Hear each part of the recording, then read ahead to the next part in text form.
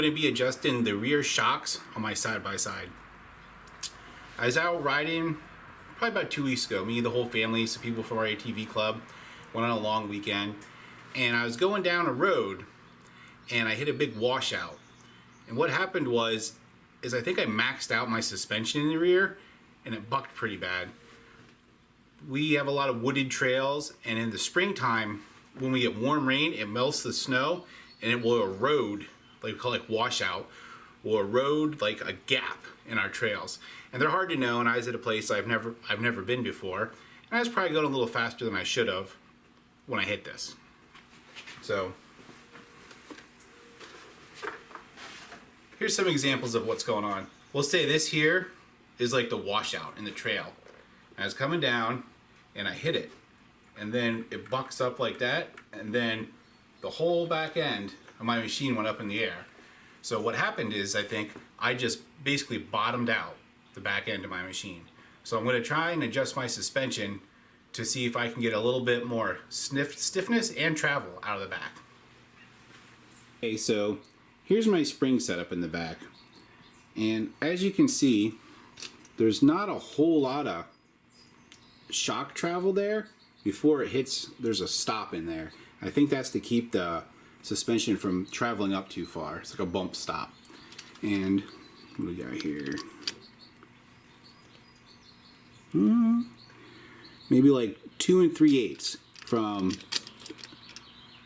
the bottom of the shock to the bumper. And I have crossover rings on here. And right here's the cup, and right here's the crossover ring. And I got about 1 7/8. So that doesn't leave much. By the time this ring hits that cup hits the ring, I have less than an inch, probably closer to a half an inch. Yeah, half an inch of travel before I hit that bump stop. And I don't think that was good. So what I'm going to try and do is adjust my ride height to get a little bit more room down here to get more travel. And I'm going to move my crossover ring down so that it crosses over onto only this bottom shock sooner than a half inch before the entire system is bottoming out on that bump stop. Okay, so here we go. We have our handy dandy spring compressor tool on there. Works good, don't even really have to take anything apart. We're up here, and what I'm going to try and do is get that sitting right there, and at the bottom of the like plastic bushing that the shock sits on is at about 2 1/4. So I'm going to add 3/4 of an inch to that just to get some more travel out of that shock down there.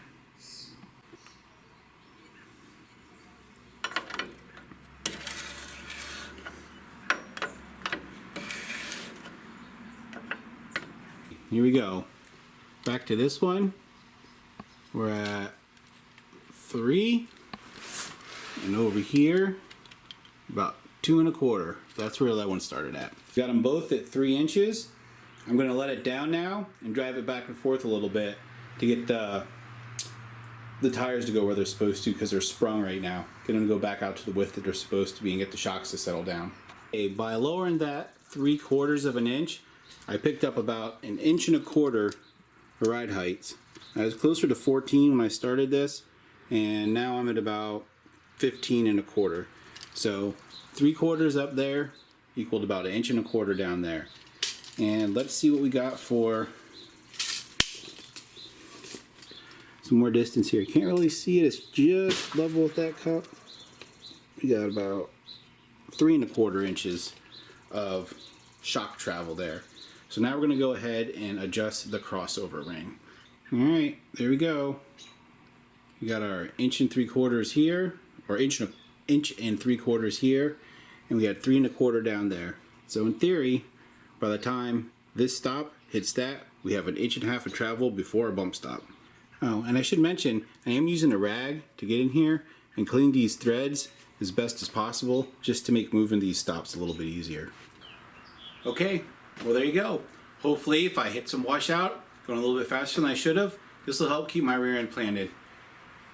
I must say, having the ability to adjust your shocks like this to accommodate your riding style and what you encounter on the trails is a really nice option to have.